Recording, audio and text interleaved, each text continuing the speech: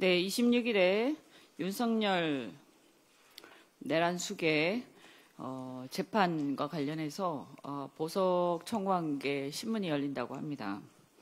이걸 듣고 국민들은 아연실색합니다. 무슨 낯짝으로 보석 신청을 합니까? 내란숙의 혐의에 대해서 나중에 형량의 어떤 이런 부분에 대한 논의는 있을지 몰라도 내란숙의 성립 여부에 대해서 어떠한 이론의 여지도 없지 않습니까? 쿠데타를 안 한 것도 아니고 또 헌법이나 법률을 위반하지 않은 것도 아니고 너무나 명백한 죄입니다. 그런데 무슨 낯짝으로 보석 청구를 하는지 기가 차고 또 이걸 가지고 그런데 국민들은 설마 하면서도 걱정이 많습니다. 과거에 심우정 검찰의 항고 포기 그리고 지기현 판사의 구속 취소를 떠올리면서 무슨 악몽이 다시 되살아나지 않을까 하는 걱정을 합니다. 이것이 바로 오늘날 검찰과 사법부 불신의 큰 토대가 되었다라고 무시하지 않을 수 없을 겁니다. 지기현 판사 등 사법부는 국민들이 지켜보고 있다라는 것을 명심하시고 이 문제는 단순히 정치적 어떤 진영이나 자신의 성향의 문제가 아니라 헌법에 대한 헌법 질서를 지키는 문제고 대한민국 국민들에 대한 최소한의 도리의 문제다. 이렇게 좀 무겁게 인식하시기 바랍니다. 이재명 정부가 대통령실 특활비 내역을 국민께 대한민국 역대 정부 최초로 공개를 했는데요. 이것은 국민의 알 권리를 충족하고 법원의 판결을 존중하겠다는 대통령의 의지를 실천으로 보여준 것입니다. 그동안 대통령실은 물론이고 검찰, 국정원 등 정부기관과 권력기관이 기밀 유지를 핑계 삼아서 특활비를 쌈짓돈처럼 사용하면서도 내역을 공개하지 않아서 깜깜이 예산이 문제가 되고 국민들 위에 사실상 군림하는 결과가 초래되었습니다. 이번 선례에 따라서 이제 앞으로는 모든 정부 부처와 권력기관들이 국민의 알 권리를 비롯한 기본권을 철저히 존중하고 예산 집행의 투명성을 높이면서 제대로 청렴결백하게 이렇게 국정을 운영해 나갈 것으로 기대합니다.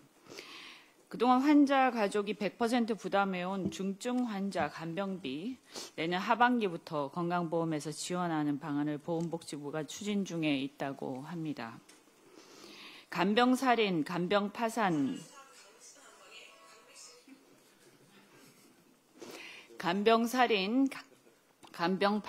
등이 사회적 문제가 될 만큼 환자나 가족들에게 매우 절실했던 부분입니다. 복지정책이 무분별하게 확대하는 것이 바람직한 것은 아닙니다. 하지만 이 중증 환자 간병급여화 자체는 우리 공동체를 위해서 국가가 최후의 보루로서 공적 영역에서 함께 책임지도록 유도하는 것이 맞다라고 생각하고 이번 정책을 정말 환영하는 많은 고통 겪고 있는 가족들이 있을 거라고 생각합니다. 다만 본인 부담을 30%까지 낮추려면 2030년까지 6조 5천억가량의 재정 투입이 불가피해서 재정 부담이 커질 것입니다. 따라서 건강보험 재정 재구조화와 혁신 플랜 없이는 자칫 미래 세대에게 부담을 떠넘기는 결과가 되어서 건강보험의 지속 가능성이 굉장히 심각해질 수 있다. 이렇게 생각합니다. 그래서 젊은 세대에게 부담을 떠넘기지 않도록 지속 가능한 정책이 되려면 건강보험이 국내외 자본시장에 투자하는 그 수익률을 높여서 전략적 투자자로서의 역할을 제대로 제도화하고 불필요한 급여 수요 등을 과감하게 축소해서 예산을 혁신적으로 재편해야 합니다. 국민적 합의를 통해서 요율 조정을 공론화하거나 건보공단 관련 부처가 다각적 노력을 통해서 책임성 있는 대안을 꼭 마련해 주시기를 기대합니다. 마지막으로 이재명 정부의 금융감독 체계 개편 또 이 법안들 처리가 나와 있습니다.